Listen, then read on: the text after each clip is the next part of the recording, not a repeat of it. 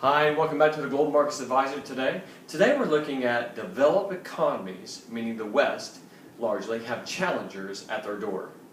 You know, this isn't the first time that the developing economies of the world have faced a wave of sweeping competition onto their shores. One has only remembered the spice trade, the tea trade, the cotton trade, and the opium trade.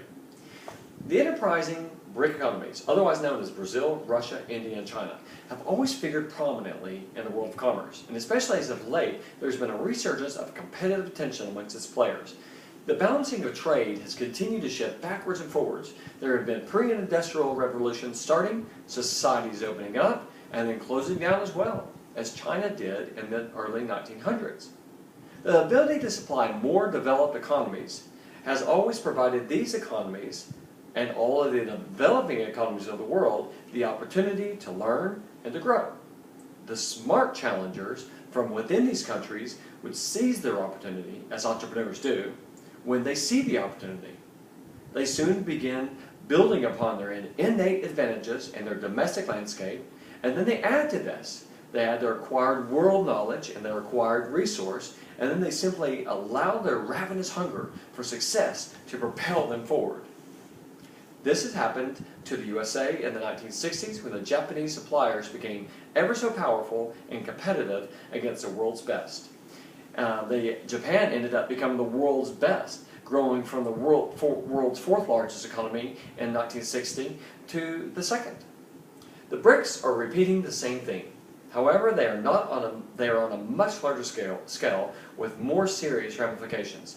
The message here is that companies in the developed markets need to break out of their security zone and understand the changing marketplace and their future within it. It might be too late to act by the time everyone knows about it.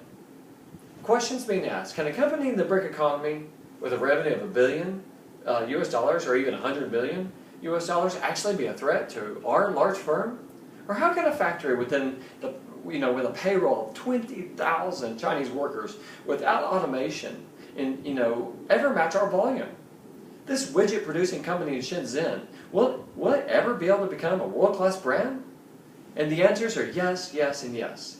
They've done this before, and this time the waves will be likened to that more of a tsunami, but the effects of this economic tsunami will not be as easily restored as they have been in the past. So have you considered how you could be involved in this economic tsunami? There are many issues, challenges, and points to be addressed, and all of them take time to research and review and assess properly. Like all things in life, having a plan before you get started is a great idea. But what is needed is a dispassionate, objective, and sound approach to choose one country over another. And this takes time and takes research to do properly. We at the globalmarketscoaching.com can help you to sketch through the issues and the research the potential markets that are a perfect fit for your business at this present time. So in this period of worldwide economic uncertainty, it's more important than ever that businesses, whatever the country of origin, raise their game to stay ahead of the competition. You need to be able to increase your bottom line, and obviously you want to guarantee your future. Could globalizing your business, your ideas, your talents, your products and services, could that be an answer that you're looking for? If so, I encourage you to harness into the Global Markets Advisor's global expertise. We're here to help small to medium-sized businesses, innovators, entrepreneurs, to be able to reach their potential, and we're here to help you spot and make the most of the opportunities that high-growth markets present for your company. We can offer you strategic and impartial advice, guidance on your plans, on your market and country research, and introductions to key contacts. We help you to overcome the barriers to new overseas business and enable you to improve your business performance. So is there something that you do or sell that would appeal to these high-growth markets? If so, why not be in touch with us today? You know, there's good and sound economic evidence that states that firms secure the most value if they enter the high-growth markets at early stages. So don't let the grass grow under your feet any longer.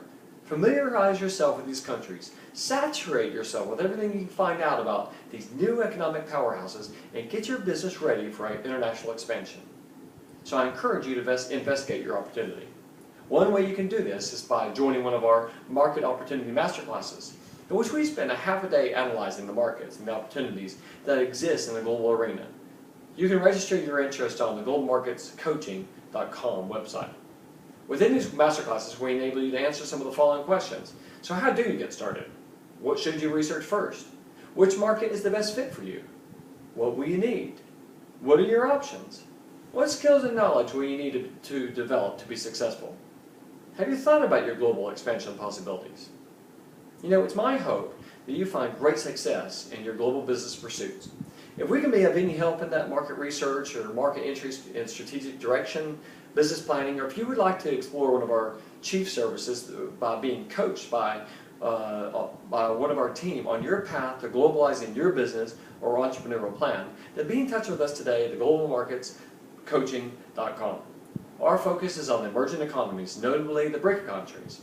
That would be Brazil, Russia, India, and China. And we help companies of all sizes take the first step in developing business offshore. Our clients come to us for a number of reasons, but one is decide how and where to do business offshore. Two, attract new business, develop new revenue streams, generate higher profits from these emerging markets. Three, learn how to reduce costs via outsourcing, supply chain management, organizational efficiency. Four, develop high-value connections with key influencers in these new markets. And five, being able to build cross-cultural awareness and skills. Thank you for attending the Global Markets Advisors blog today. We look forward to seeing you next time.